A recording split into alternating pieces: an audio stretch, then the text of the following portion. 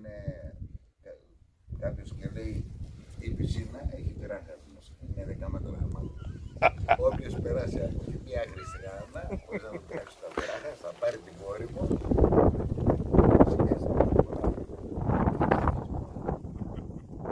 Είναι Αμερικάς που έχουν μαλακίες, χαμός, ειρηνικά μαλακίες.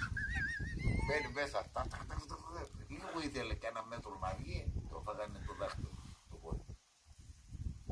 Λέει, μπαμπάλη ανάπερο, εγώ δεν θέλω. Άκερος εσύ έφυγες. Πάει ένας Τούρκος, πηδάει μέσα, πάει να βγει έξω. Όχι ρε απούστη, με φάει το δάχτυλο. Το χέρι. Πιάνει ο Γιωρίκας έναν, τον πετάει εκεί πέρα, τα πειράχα στο τρώνε, κάποιος πάει τον Γιωρίκα του λέει «Άγα, μη σου και τον παράει μια κρουσία, ο Γιωρίκα βγήκε απέναντι, τα πειράχα δεν προλαμβάνω το μαζί». Έβγε παιδί μου, λέει, έβγε, λέει τι, πάρε τα πλούτη μου όλα, λέει, εκεί, στο δωμάτιο μέσα. Πάρε τα πλούτη μου όλα, πάρε και ποια κόρη μου θέλεις από τις τρεις. Φέρτε μου το μπούστι, λέει ποιο μπούστι, αυτό που με έριξε μέσα.